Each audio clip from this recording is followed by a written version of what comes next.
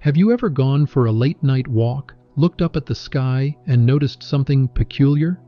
No matter where you turn, no matter how many blocks you wander, or how many corners you take, the moon seems to follow you. It hangs there quietly, drifting behind trees, slipping between clouds, like a gentle companion, a soft white eye keeping watch. For children, it can feel like magic. For poets, it's a symbol of presence. And for curious minds, it becomes a question. Why does the moon appear to follow us?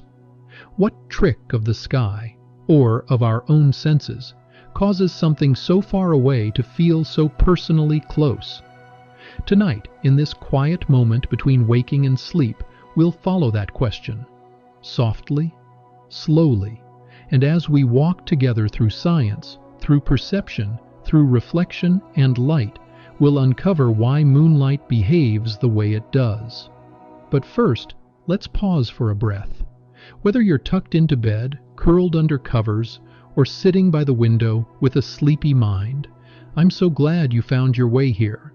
I'd love to know, where in the world are you listening from tonight? What time is it there? Feel free to let me know in the comments below. I read as many as I can, and it's always beautiful to see how this quiet community stretches across cities and continents, held together by calm curiosity and the shared rhythm of wondering. And if you enjoy this soft little corner of science, this calm, candlelit edge of the universe, it would mean the world if you tapped the like button and subscribed. It helps this peaceful project grow, and it tells the algorithm that curiosity deserves a quiet voice too. Now, let's begin. To understand why the moon seems to follow you, we need to begin with something we often forget. The moon is astonishingly far away, around 384,000 kilometers, or roughly 239,000 miles, separate us from our lunar neighbor. That distance is hard to picture. If you could drive there in a straight line at highway speed, it would take about 6 months without stopping. If Earth were the size of a basketball, the moon would be about the size of a tennis ball, placed over 7 meters away. That means, unlike nearby trees or buildings or lampposts that shift dramatically in your field of view as you move, the moon doesn't. It's so distant that from your perspective on Earth, your own movement doesn't change its apparent position. The trees race past, the streetlights whip by, but the moon stays exactly where it was. Steady, unmoved. And here's the key. Your brain isn't used to that. You see, our minds are constantly tracking how objects behave in motion. We expect things that are out there to shift and slide as we move. That's called parallax, the apparent shift in an object's position when viewed from different angles. Hold your thumb up in front of your nose and close one eye, then the other. The thumb seems to jump side to side. That's parallax in action. Now try it with a distant mountain. It barely moves at all. That's also parallax. Your brain knows that the less something shifts, the farther away it must be. But with the moon, your brain gets a bit confused. It's used to seeing things in the sky, birds, planes, clouds, that do move across your view. So when the moon doesn't change position like nearby objects do, it starts to feel odd, personal, as if it's stuck to you, glued to your sky. This isn't because the moon is chasing you, it's because it's so incredibly far away that from every point on your short walk, it looks just the same. And your brain, searching for meaning, interprets this stillness as pursuit. It's an illusion born not of trickery, but of perspective and distance. But it's also more than just that. To truly feel the moon's quiet presence following us, we have to consider another detail: the stillness of the sky itself. When you look up at the night sky, you're seeing a kind of giant, painted dome. The stars stay fixed in their patterns. The planets drift slowly. The moon glows in its silent arc. Compared to the motion of your feet on the ground, the sky feels infinite and still. That contrast is important. Everything around you is in motion, passing cars, blinking signs, rustling leaves, but the sky is slow, patient. And when your mind senses that contrast, it gives weight to the stillness. The moon becomes more than a light. It becomes an anchor, something that stays with you while everything else moves, like the light in a dream that stays lit while the room around it changes, like the only face that doesn't blur when the carousel spins. That's why children wave to the moon from the back seat of a car, why we sometimes whisper secrets to it, or imagine it watching us through the window. It feels like it's always there, not just above us, but with us.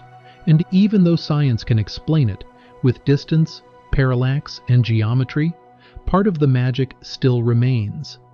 Because the moon's quiet companionship isn't just about optics. It's about emotion, about stillness, about feeling seen in a world that won't sit still. And maybe, just maybe, that's why we keep looking up. It begins with something you might have noticed as a child, tucked into the back seat of a slow-moving car, watching the world roll past your window like pages in a picture book. Streetlights slid by. Trees darted past in shadows. Even stars blinked and shifted slightly as you turned a corner or changed direction. But the moon didn't budge. It hung there, quiet, glowing, calm, just over the horizon or behind a power line, gently hovering in your peripheral vision. No matter how far you went or how fast you moved, it felt like it kept up, floating above you like some loyal paper lantern in the sky. And if you ever pointed it out to the person next to you and asked, "Why is the moon following us?" they probably smiled and said, "I don't know, but it does feel like it, doesn't it?" That sense of mystery, of something impossibly distant feeling strangely personal, is part of what gives moonlight its quiet magic. But tonight, we're going to gently unwrap that illusion and explore the science behind why the moon seems to follow you, and why, unlike the trees, streetlights, and traffic signs, it never seems to rush away as you move forward. The answer lies in a beautiful little trick your brain plays on you every day. It's called parallax, the shifting of nearby objects against more distant backgrounds when you move, and it's the reason a fence post jumps quickly across your field of view when you walk past it, while a faraway mountain barely moves at all. In fact, the farther away something is, the less it seems to shift when you change position. And the moon, well, it's far. So far that even if you traveled an entire city block, the angle between your line of sight and the moon would hardly change at all. It appears fixed in place, not because it's moving with you, but because it's so distant that your change in position barely affects the direction you see it from. But the story doesn't end there. Because what makes this illusion so powerful, so quietly captivating, is that your brain doesn't think in astronomical units or calculate angular velocity on the fly. It works in patterns and expectations. When you see nearby trees race by and the moon remains still, your mind doesn't default to, yes, differential parallax due to vast lunar distance. It just quietly whispers, "Look, the moon's following us." And that whisper is sticky. It holds on to you long after the car ride is over. Because in some small corner of your memory, the moon became something not just to observe, but something that observes you back. A companion, not a backdrop. A presence, not just a point of light. And even now, years later, when you look up during a walk home or peer out from your window at night, there's still that small wonder tucked beneath your awareness. The moon hasn't left. It never flinched. It's still following. And if this kind of quiet magic resonates with you, if you've ever watched the sky drift by and wondered what else hides in its simplicity, I'd love to know where in the world you're listening from tonight. Whether it's a rainy rooftop in Singapore, a quiet garden in Brazil, or the edge of a warm blanket in your room, feel free to leave a comment below. And if these soft science stories bring you peace or curiosity or just a moment of calm before sleep, I'd be so grateful if you subscribed. It helps others find this cozy little corner of the internet. Now let's keep going, because while the moon may feel constant, it's far from still.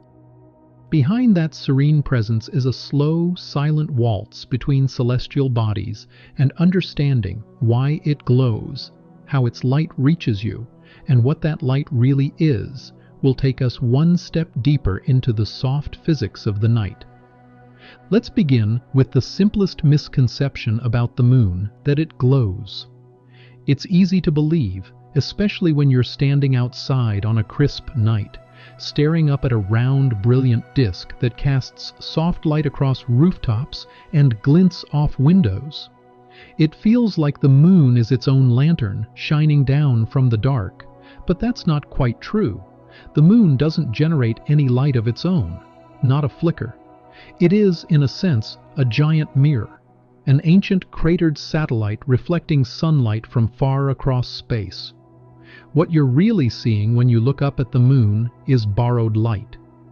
Sunlight that has traveled over 150 million kilometers, struck the rocky surface of the moon and bounced off toward Earth, softened and transformed along the way. And yet, despite being just a reflection, that light doesn't feel cold or distant. It feels gentle, familiar, almost intimate. That's partly because of the way the moon reflects light. Unlike a smooth mirror that produces harsh glare, the moon has a surface made of fine dust, jagged rock, and irregular terrain. This rough texture scatters the incoming sunlight in many directions, a process called diffuse reflection. The result? A glow that is soft instead of sharp, dim instead of dazzling, a kind of cosmic candlelight diffused across the night. And while it seems bright in the darkness, the full moon is actually about 400,000 times dimmer than the sun. But in the absence of competing light sources, it becomes the centerpiece of the night sky, luminous and seemingly alive. Still, that pale light doesn't always look the same. Sometimes the moon is silver. Other nights it turns gold, orange, even deep red. These changing colors aren't the moon's doing. They're caused by Earth's atmosphere. As moonlight passes through the layers of air above us, especially when the moon is low on the horizon, the shorter blue wavelengths are scattered away, while the longer red and orange wavelengths bend through and reach our eyes. It's the same reason sunsets blaze in fiery colors and the sky turns gold before fading into night. The moon in those moments becomes a mirror, not just of sunlight, but of our own atmosphere's subtle moods. And then there's the moon's changing shape, a cycle we know by heart, even if we don't always think about it.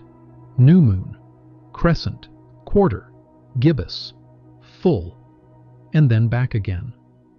These phases aren't caused by the moon changing form, but by its position relative to the Earth and the sun. As the moon orbits our planet roughly once every 27.3 days, different portions of its surface are lit by the sun and visible from Earth. When it's between us and the sun, the side facing us is in shadow, a new moon. As it moves around, we begin to see a sliver of sunlight on one side, a crescent.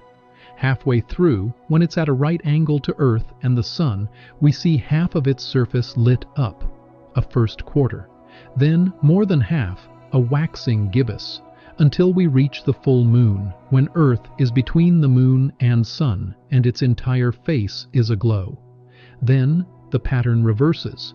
Waning gibbous last quarter, waning crescent, and finally, another new moon. This slow unfolding of light and shadow is one of nature's most graceful rhythms. And even though it's the result of geometry, physics, and orbital mechanics, it feels like a quiet story written in the sky, one we've been reading for thousands of years. In fact, before we tracked time by clocks, we tracked it by the moon. Many ancient calendars were lunar, their months tied to the cycle of moonlight. And while the sun defined the length of a day, it was the moon that told us where we were in the long breath of each season. Its phases became symbols of growth, reflection, rest, and return. Still today, people around the world mark festivals, rituals, and traditions according to the moon's cycle. But back to that sensation of being watched, of being followed. There's another quiet reason why the moon feels more present than the stars: its brightness. Stars, while unimaginably vast and powerful, are so far away that they appear only as tiny pinpricks of light. They shimmer and blink because their tiny rays must pass through Earth's turbulent atmosphere. The moon, being closer, appears as a disk, stable, sharp-edged, and persistent. It doesn't twinkle, it watches. And our brains are wired to notice that kind of visual constancy. The moon stands out not just because of what it is, but because of what it's not. It doesn't flicker, it doesn't blink, it remains, a steady, unmoving presence in a sky full of motion. And the more you move, the more it seems to stay with you. Its apparent lack of motion as you change position is what gives it that ghost-like quality of following. It becomes an anchor point, a celestial reference that quietly says, "You're moving, but I'm still here." That feeling of being followed is an illusion, but it's a comforting one, a rare example of our brain interpreting a vast distance as something personal. And while science explains it in terms of optics, perception, and parallax, there's no need to strip away the wonder, because what the brain interprets as presence, we feel as comfort. The moon becomes a companion, a light that travels with you on long drives and silent walks, a reminder that something ancient is always nearby. And as you stare up at it now, wherever you are, know this: it's not really following you, but it is always there, always glowing, always casting the same borrowed sunlight into your world, a quiet echo of the day. And if this moment of gentle science has made the moon feel a little closer, a little more alive, then I hope you'll stay with me as we keep unfolding the night. Because, while the moon may follow no one, it's still a beacon for all. A soft reminder that even darkness has a light. Now that we understand the moon doesn't shine by itself, doesn't actually move with you, and doesn't change shape despite appearing to, let's take a moment to look at the path it travels. Because there's a quiet elegance to its journey. The moon orbits the Earth in an ellipse, not a perfect circle, which means its distance from us isn't fixed. Sometimes it's closer, sometimes farther. At its closest point, called perigee, it sits about 363,000 kilometers from Earth. At its farthest, called apogee, it stretches to roughly 405,000 kilometers away. This gentle breathing of distance affects more than just size. It influences how bright the moon appears, how long it takes to rise, and how high it climbs in the sky. You might have heard the term supermoon, which refers to a full moon that happens to coincide with perigee. It appears slightly larger and brighter than usual, though not as dramatically as photos on the internet might suggest. Still, if you've ever looked up and felt like the moon seemed unusually close, looming in a way that felt almost surreal, there's a good chance it was a supermoon quietly glowing above your neighborhood. But even when it's not especially near or far, the moon still stirs strange sensations in us, especially when it's low on the horizon. You've probably experienced this. You see the moon rising over distant trees or buildings, and it looks absolutely enormous. But then, later that same night, when it's high overhead, it feels much smaller. This too is an illusion, a perceptual trick. The moon's size doesn't change. Its distance doesn't shift that dramatically in just a few hours. So what's going on? The answer lies in your brain. When the moon is near the horizon, your eyes see it against a frame of reference: trees, rooftops, mountains, or city lights. These visual cues give your brain context for judging size and distance. And when it sees the moon beside these familiar objects, it misinterprets it as being much larger than it actually is. Once it's high in the sky, with nothing around it but empty blackness, your brain loses those cues, and so the moon appears to shrink. This is called the moon illusion, and it's been documented for centuries. Ancient philosophers like Aristotle noticed it. Modern psychologists have studied it. Astronauts standing on the moon itself have confirmed that no, the Earth doesn't actually swell and shrink as you walk across the lunar surface. It's just a curious byproduct of how our minds interpret distance, size, and position. But perhaps that illusion, the way the moon tricks us, adds to its mystique. Because while science explains the mechanism, emotion fills the space around it. That oversized moon on the horizon, it feels important, like it's watching, like it's waiting. And in moments like that, it's easy to imagine why the moon has always been tied to stories, myths, and moods. Some say it influences sleep, that people toss and turn more under a full moon. And while research hasn't proven a strong biological link, anecdotal reports abound. Maybe it's not the moon itself that keeps us awake, but what it symbolizes. A full moon lights up the night, casting long shadows, sharpening edges, making the world feel a little more alive when it's supposed to be resting. There's a reason wolves howl at it in stories, and lovers walk beneath it in poems. The moon doesn't change us, but it changes the night, and in doing so, it changes how we feel within it.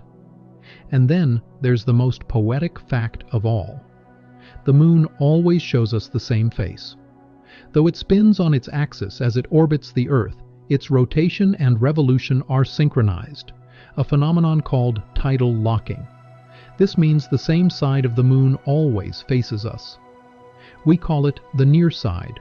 The far side, the so-called dark side, is not always dark, but it is hidden from view unless you leave Earth entirely. For thousands of years, humans had no idea what it looked like, until spacecraft finally revealed its pocked and rugged terrain. And yet, even with only half the story visible, the moon remains complete in our minds. Its face, scarred with craters marked with seas that aren't really seas, has become a symbol of consistency. A familiar stranger, a presence that doesn't drift or turn away. It's humbling, really.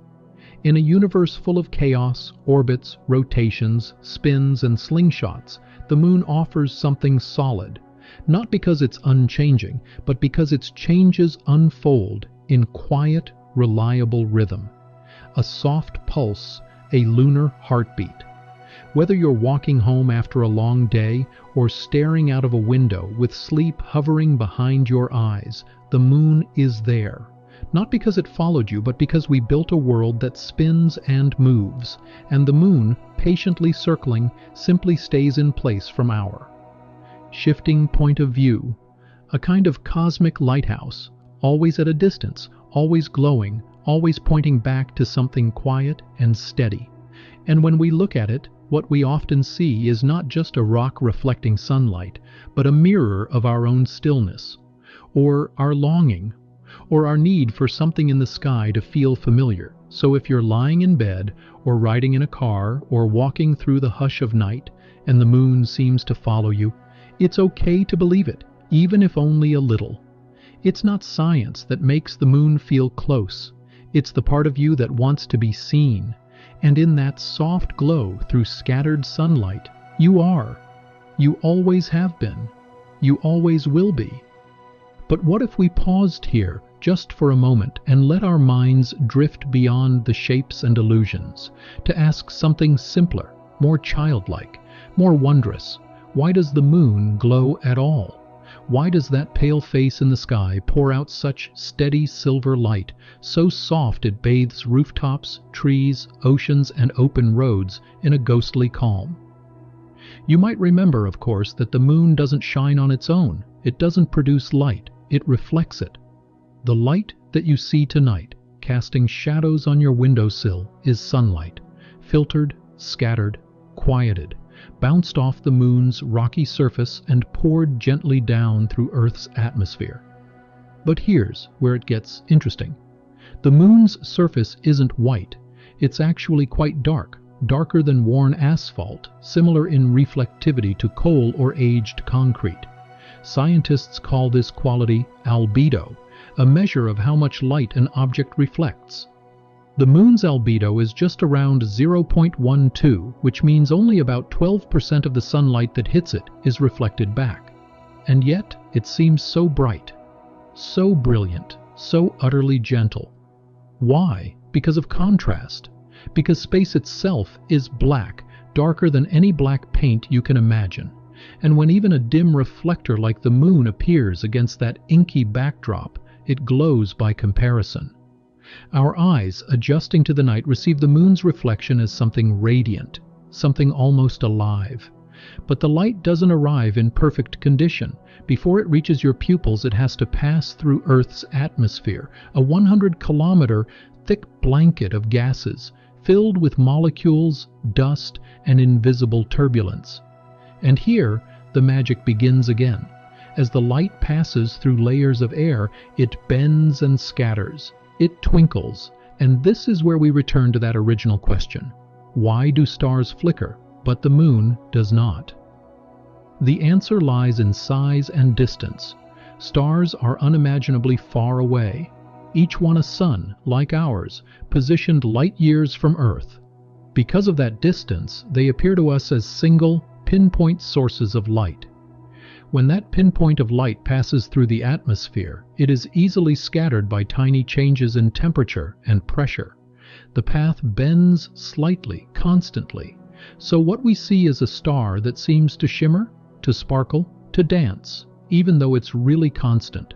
It's not the star changing, it's the path the light travels. Now think of the moon.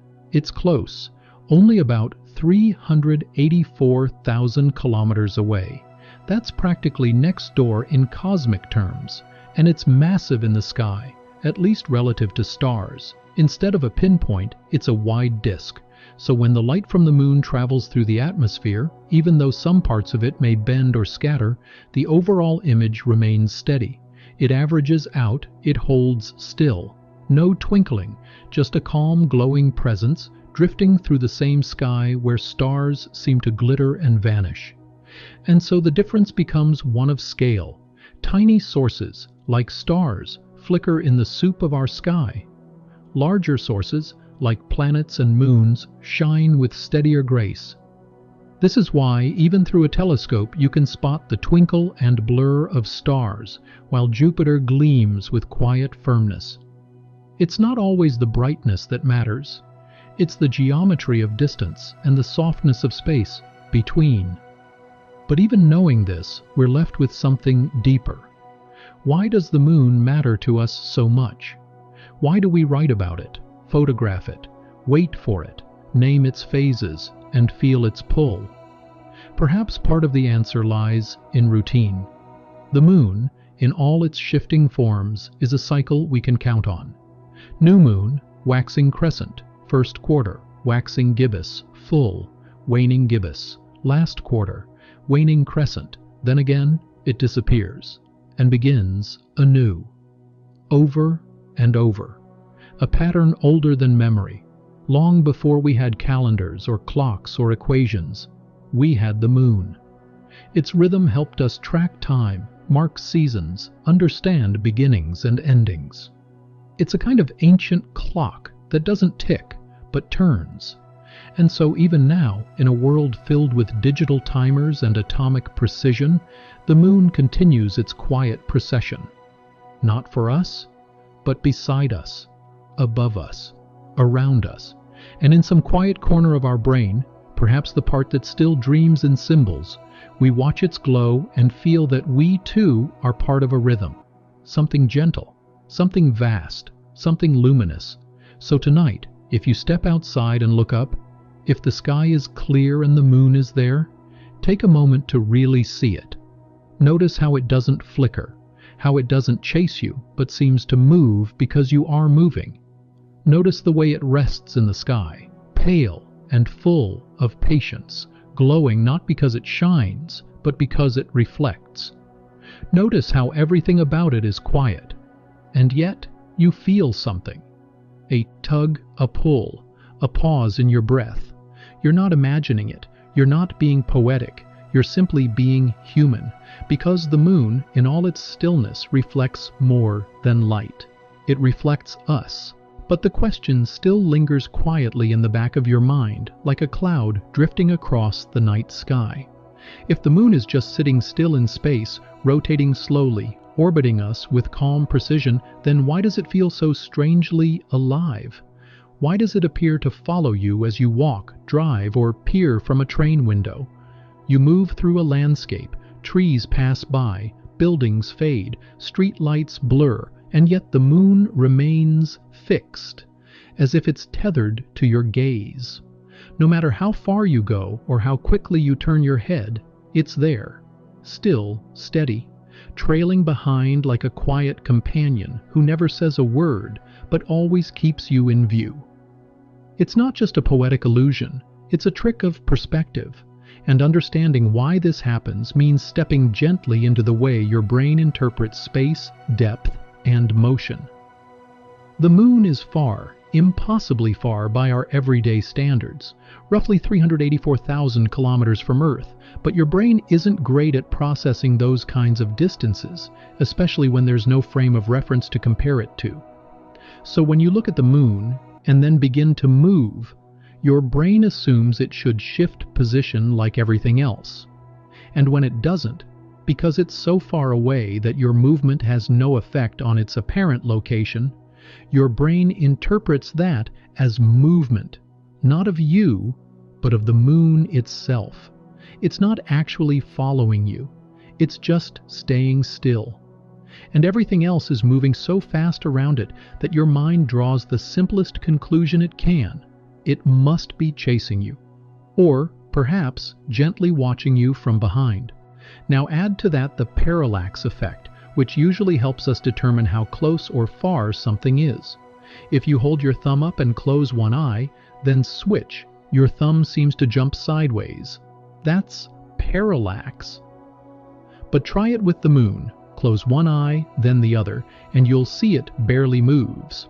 That's because it's too distant to display significant parallax. Without that depth cue, your brain treats it more like a backdrop than a point in space. Unlike trees, signs, or buildings that shift dramatically as you walk, the moon seems glued to the sky. It floats in your frame of vision, stubbornly immobile, ignoring the rules that every other object obeys. It's this unique combination of great distance, low parallax, and the absence of relative motion that creates the illusion of pursuit. And it's a curiously comforting illusion. Because while stars may twinkle and fade, and airplanes blink and disappear, the moon does something else entirely. It stays. Even when you aren't looking, it's still there, waiting, watching the same streets you do, rising in the same direction you've always known.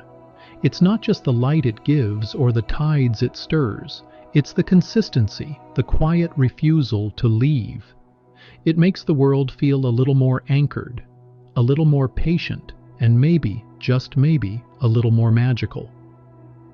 You see, our brains are storytellers. They take every bit of data, light, motion, depth, sound, and they weave it into a feeling, a belief, an emotional truth. So when we walk and the moon keeps pace with us, it becomes something personal, something poetic. Children notice it early and point it out as if they've discovered a secret. Adults feel it silently and nod with a quiet smile. It feels like being followed, yes, but not in a fearful way. More like being accompanied. Like someone, or something, is keeping you in its view because you matter enough to be watched. Maybe that's why so many lullabies sing about the moon. Why poets write about it. Why we stare at it longer than we mean to. Because there's something about that pale disk that reflects more than just sunlight. It reflects our need to be seen, to be known, to be followed, not by force, but by presence. The moon follows no one. But because it stays still as we move, our minds fill in the rest. And in doing so, they give us a companion on lonely roads, a sentinel in the night sky, and a mirror not just of light, but of longing. The moon seems to follow us, but in truth, we're the ones moving. We walk, we change, we age, we drift through cities and seasons, and it stays, soft, silent, suspended, like a lighthouse for those walking not across oceans, but across time.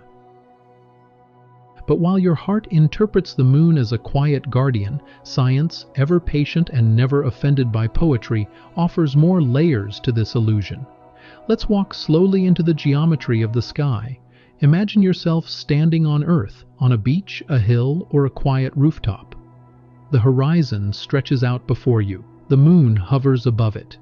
Now, when you begin to walk or ride or drive, your position changes relative to everything nearby.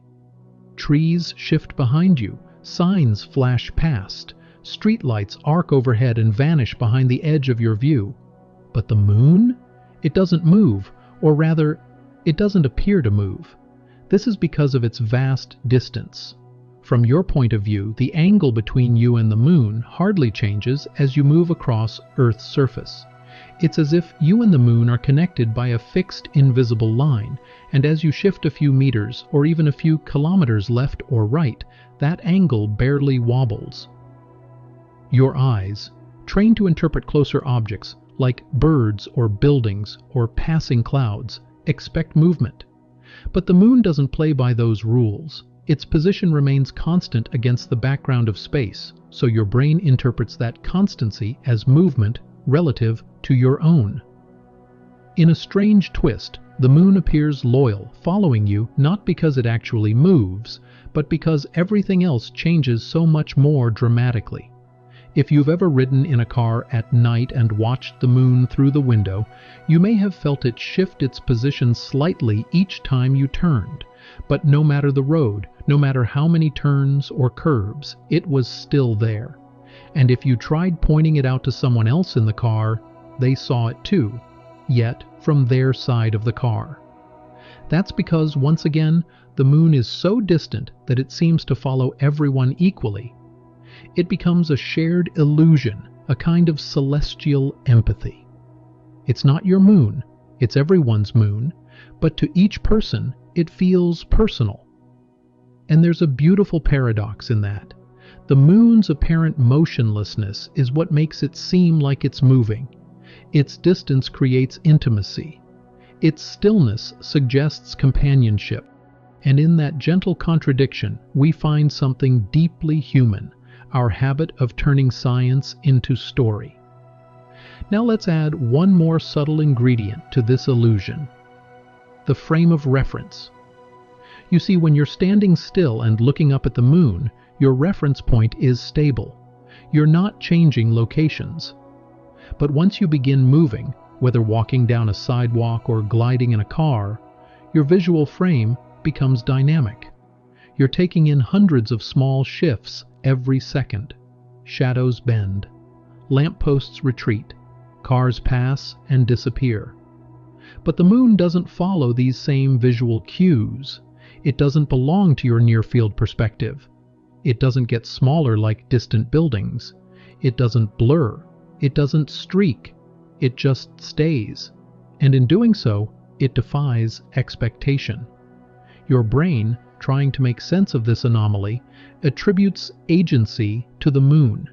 It creates the feeling that it's tracking you, that it's responding to your movement, that it's invested in your presence. But it's not. And yet, that doesn't make the feeling any less real. In fact, understanding the science only adds to the magic, because what you're experiencing isn't just an illusion. It's a moment of connection between the way your brain processes space and the way the universe is structured. The moon doesn't follow you, but your experience of it is shaped by real, measurable phenomena: distance, depth perception, parallax, frame of reference. And those things, combined, create a kind of cosmic mirage. It's the same reason the moon looks enormous when it's near the horizon and much smaller when it's high in the sky, even though its size never changes. Your brain is constantly trying to reconcile scale, depth, and position, and in doing so, it sometimes creates visual stories that feel more real than reality. And perhaps that's the point. The moon doesn't need to follow you to feel like it's part of your story. It doesn't need to move to feel alive. All it needs is light, distance, and stillness.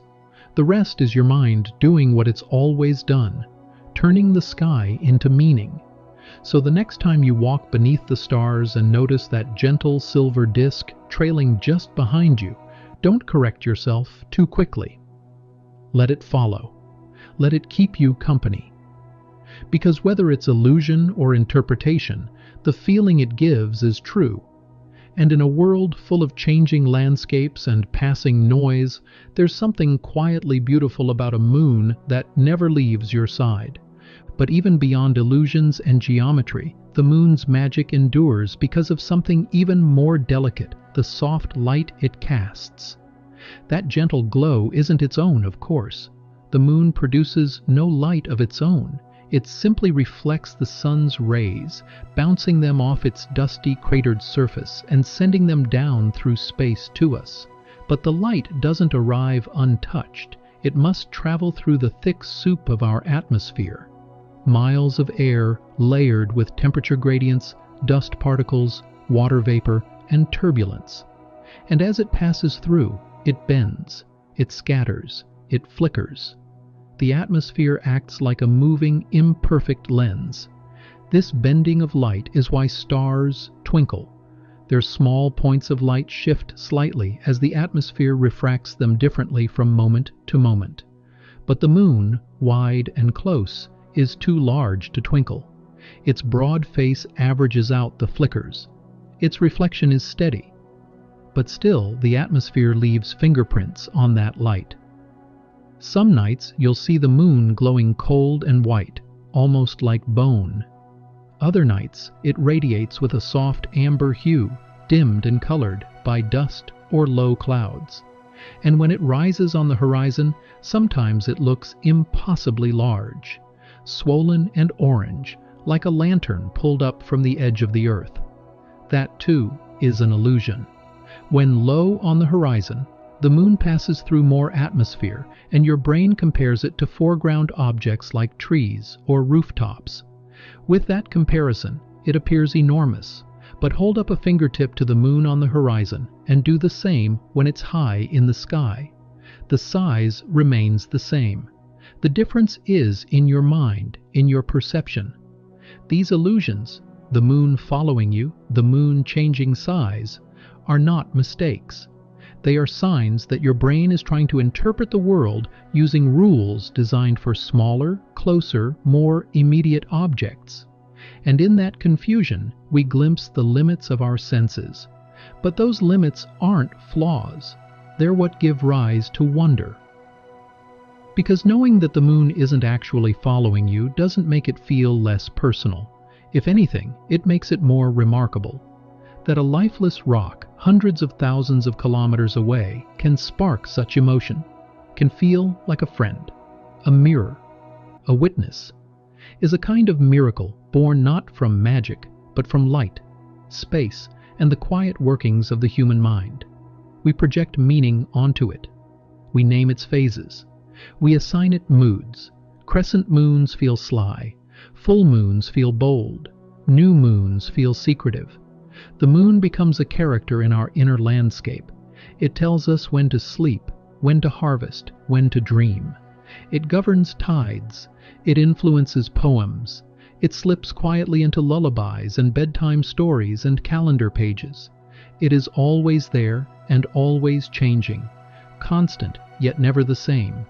And in that quiet dance between predictability and mystery, we find something deeply comforting. In ancient times, people believed the moon had power over minds and moods. The word lunatic has its roots in lunar lore, and though modern science gives little support to such ideas, there's something poetic in imagining that the moon could tug at the heart the way it tugs at the sea. After all, it does shape the tides. Its gravity pulls on Earth's oceans, raising and lowering them in rhythmic harmony. And since we too are made largely of water, maybe it's not so far-fetched to think the moon's influence reaches us in ways we don't yet fully understand. But even if it doesn't, even if the moon's power is purely psychological, that power is still real. Because feelings matter, perception matters, and when enough people over enough centuries look up and feel watched over, feel followed in the gentlest sense, that feeling becomes part of our shared reality. It enters our art, our language, our sense of the sky. And so the moon becomes more than a rock reflecting light. It becomes a companion, a silent observer, a soft presence in the dark. And what about moonlight itself? That strange silvery light that feels so different from sunlight, even though it's made of the same stuff. Why does moonlight feel cold when sunlight feels warm? Why does it feel like a whisper when sunlight feels like a shout? The answer lies not only in brightness, but in contrast. Moonlight is dim, about 400,000 times dimmer than direct sunlight. But it doesn't arrive in darkness. It arrives in shadow. It turns night into something in between. And that contrast between dark and dim, between shadow and glow, tricks our senses. It softens the world. It removes harsh edges. It hides detail and reveals shape. Moonlight doesn't show you everything. It shows you outlines, hints, glimmers. It allows your imagination to fill in the rest. And in that way, moonlight isn't just light. It's collaboration between physics and feeling, between photons and memory. You don't see what the moon illuminates. You see what you believe it might be. And that perhaps is why it feels like it follows you. Because it stays with your thoughts. It moves not through space, but through story. From the moment you notice it, it steps into your narrative. A fellow traveler, a watcher that never judges. So the next time you step outside and see that pale disk watching from above, remember this. It isn't chasing you, but it isn't leaving you either. It's simply there, high above the trees and wires and rooftops, reflecting ancient light through restless air. And in that reflection, through layers of science and perception, it becomes something more. A stillness you can carry, a question you can hold, a gentle echo that walks beside you, even when the path is dark. But of course, to truly understand why the moon seems to follow us, we have to consider not just the light or the illusions, but the mechanics of distance, that quiet, invisible factor that shapes so much of how we perceive the world. Distance, when it's vast enough, behaves like permanence. When something is so far away that its position barely shifts as you move, your brain interprets it as fixed. Imagine walking past a distant mountain. It doesn't move much, even though your position changes. It stays anchored to the horizon while closer trees, buildings, and fences whip past you in rapid motion. This phenomenon is called motion parallax. It's one of the subtle tools your brain uses to judge how far away something is. Nearby objects shift relative to your movement, distant ones barely budge. But when the moon sits in the sky, roughly 384,400 kilometers away on average, it's so far that even when you walk hundreds of steps or drive for miles, its apparent position remains nearly unchanged. Your brain, however, is wired for Earth-scale distances.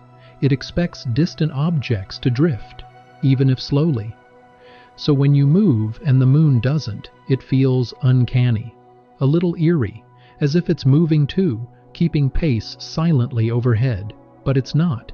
It's your surroundings that are shifting, trees sliding out of frame, buildings vanishing from view, light poles flicking past the window like metronomes. The moon just remains. And in a world of constant motion, that stillness feels like pursuit. But it's not the only place where your mind misjudges motion. Think of how clouds sometimes appear to drift backward when you're in a moving car, or how the sun, which also remains relatively fixed in the sky for a portion of the day, can feel like it's moving with you when you watch its glow glint off the same spot on your windshield for miles. These are not hallucinations. They're the brain doing its best with imperfect input, trying to stitch together space and time with a patchwork of reference points. And because the moon offers no parallax, no shift, no slide, it becomes the ultimate fixed point in a world full of change. But perhaps what makes the illusion so effective, so persistent across cultures and ages, is the moon's sheer visibility. Unlike distant stars that twinkle faintly or fade with city lights, the moon is bold, bright enough to be noticed, large enough to seem near, and always there, night after night. Following not just one person, but millions. It's seen from jungles and deserts, cities and islands, mountaintops and backyards. It has no preference, no territory, no home. Yet it feels intimate, personal, like a light that was turned on just for you. And that illusion is strengthened by something else, the act of noticing. When you notice the moon, when you're aware of it, it becomes tied to your motion. You remember looking up at it as you walked home. You remember glancing at it between buildings. You see it framed between trees or glimmering in the reflection on a lake. And because your attention keeps returning to it, it feels like it's following. In reality, you're the one chasing it, returning to it again and again, like a familiar face in a crowd. But our minds are not great at separating attention from movement. What we focus on seems to follow us, simply because we keep bringing it along. There's also something gentle, almost protective, in the illusion. It makes the night feel less lonely. To imagine that something so far, so unreachable, is still with you, still watching, still keeping pace. That illusion becomes a comfort, a bedtime companion, a reminder that even in the dark, something remains. And that illusion becomes a story, shared across time. A child looking out the car window whispering, "The moon is following me." A parent smiling softly, not correcting them. Because even when you understand the optics, the physics, the atmosphere, the mechanics, the illusion still feels true. It's a truth of feeling, not of fact. And that's the beauty of it. Science doesn't take the magic away. It deepens it. It peels back the curtain and shows you not a wizard, but a sky full of mechanisms so elegant, so consistent, that they become indistinguishable from wonder. And when you understand that the moon's stillness is what creates the illusion of motion, you don't lose anything. You gain something else.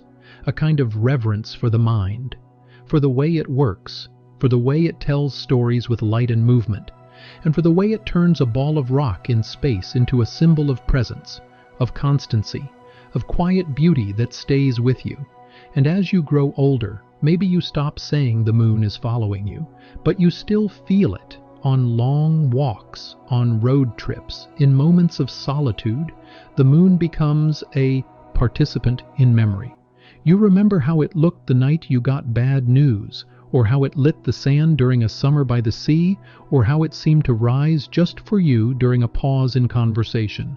And always it was there, a silent witness, an anchor in the sky, a kind of celestial metronome ticking through your life, marking phases not just of itself, but of you, waxing, waning, full, empty, rising, setting, changing, always changing, and yet never gone. And maybe that's the deeper reason the illusion persists, because we want it to, because some part of us needs to believe that something out there stays, that in a world of shifting landscapes and unfinished thoughts, of fractured news feeds and flickering attention, something holds its shape. And if it happens to feel like it's following us, maybe that's not a flaw.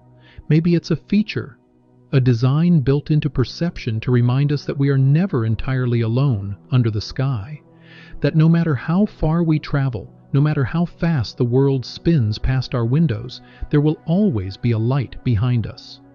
Pale, gentle, watching. And in that quiet glow, science becomes poetry, motion becomes stillness, and the moon, distant and silent, becomes the companion you didn't know you were bringing with you.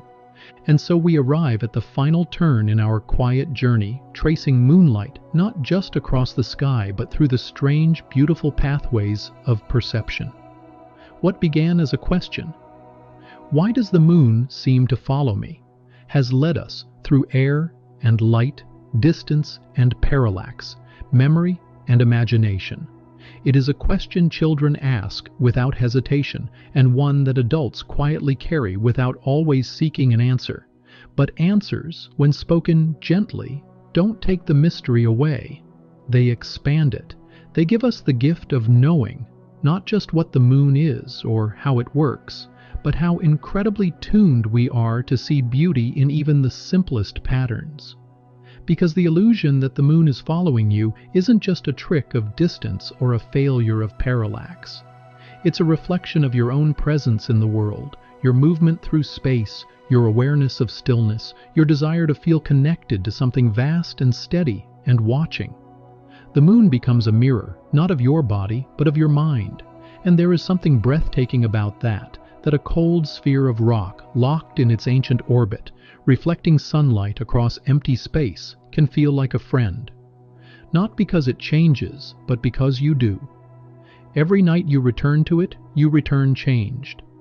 Maybe a little older, a little wiser, a little wearier, or maybe just a little more full of questions.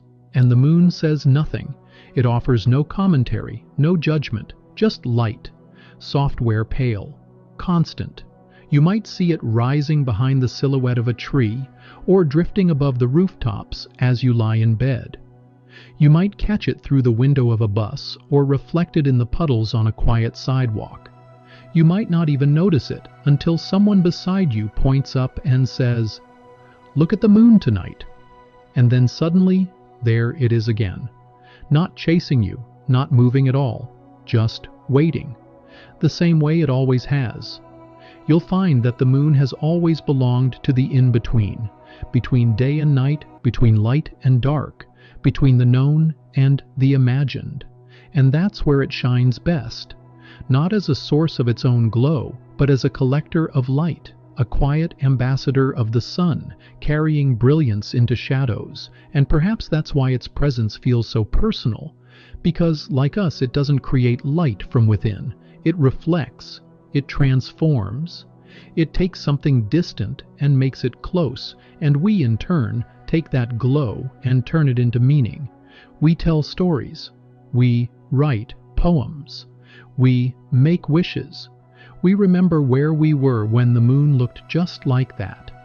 And even if science gives us all the numbers, the tilt, the orbit, the albedo, the precise angle of reflection, we still look up and see more than just data.